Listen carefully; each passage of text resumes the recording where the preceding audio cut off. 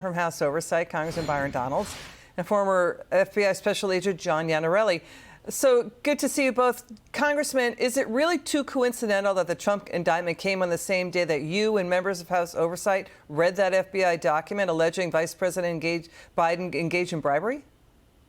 Oh, I definitely think it's coincidental. I think this is done on purpose. And let's be very clear, the FBI document, which I was able to review, clearly demonstrates that the human source was in contact with somebody at Burisma. They were paying Hunter Biden, who, by the way, they said several times is stupid. And the entire purpose of paying Hunter Biden and also paying Joe Biden is so that Joe Biden would use his office to get the Ukrainian government to fire the prosecutor looking into Burisma. Joe Biden is actually on tape bragging about getting that prosecutor fired. So that's why I believe that document should be out for the public to see so that they can actually see what's going on. This is a coincidence, in my opinion. Were you shocked by what you read?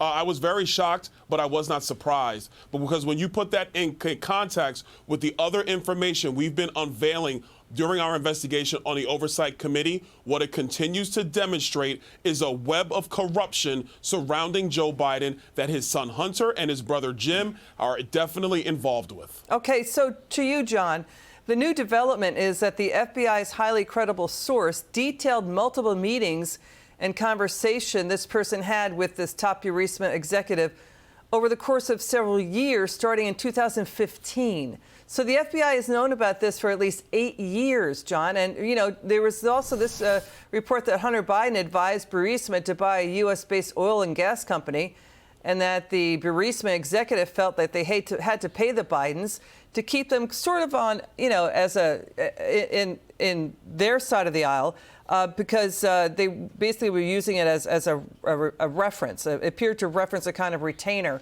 Burisma was paying to the Bidens. You're right, Liz. It does not look good. However, let's remember, this is source information that hasn't been vetted. While the source is credible, is the person the source is getting the information from equally credible? All that has to be looked at before any further action is going to be taken, and it should be looked at. So what do you think of what John just said, Congressman? Because, you know, the other issue, too, is that they buried the cash flow through so many different bank accounts and shell companies that the informant or the Burisma executive, I think the Burisma executive is reportedly saying it would take at least 10 years to figure out what the Biden family did in burying the cash flows from overseas. Look, I think the point John makes is a very good point, but it's also a very damning point for the FBI and in respects for the Department of Justice. If you've had this information since 2015, there are several documents that speak to this. We already know that there are financial records that the Department of Treasury has about a lot of these business dealings surrounding Hunter Biden and Jim Biden. And we all know the only reason people even give them a red cent is because of Joe Biden's position in our government. If you know this and nobody looks into this, it reeks of the hypocrisy at the FBI and the Department of Justice, where they will literally take phony information from Hillary Clinton to start the Trump-Russia collusion scandal saga. But then this information comes forward and they do nothing. Okay. They put it in a box. It's disgusting. John, final word.